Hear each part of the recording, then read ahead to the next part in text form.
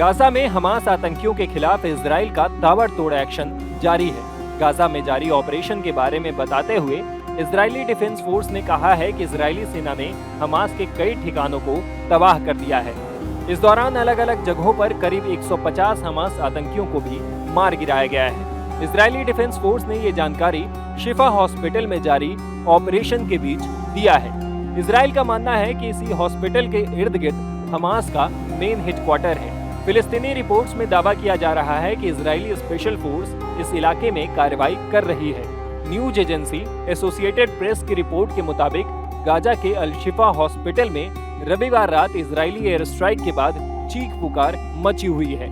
यहाँ पहले से ही जंग में घायल लोगों का इलाज चल रहा था। इजराइल का दावा है कि हमास आतंकी मरीजों और घायलों को ढाल बनाकर वहीं से अपना कमांड सेंटर चला रहे हैं।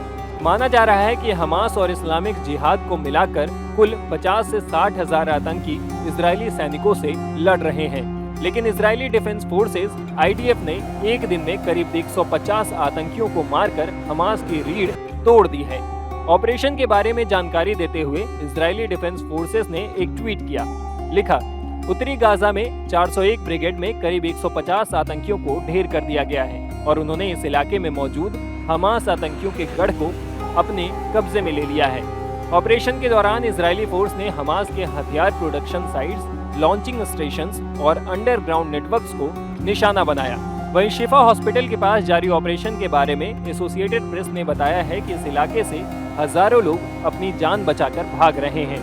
वे लोग गाजा पट्टी के दक्षिणी इलाके की तरफ जा रहे हैं, जहां पहले से बड़ी संख्या में युद्ध शरणार्थी मौजूद हैं। वॉल स्ट्रीट जर्नल की एक रिपोर्ट के मुताबिक इजरायली डिफेंस फोर्स की तरफ से मिले आदेश के बाद हॉस्पिटल के अधिकारी भी इलाके को खाली कराने में जुटे हुए हैं। इससे पहले हमास समर्थित हेल्थ मिनिस्ट्री ने दावा किया था कि हॉस्पिटल के अंदर और आसपास के इलाकों में करीब 50 से 60 हजार लोगों ने शरण ले रखी है। इनमें से करीब 2500 लोग हॉस्पिटल में भर्ती हैं। शुक्रवार से हॉस्पिटल के आसपास हमास और इजराइल के बीच संघर्ष जारी है। तब परिसर में एक धमाका भी हुआ था। गाजा स्वास्थ्य अधिकारियों ने दावा किया था कि इसमें 13 लोगों की मौत हो गई है।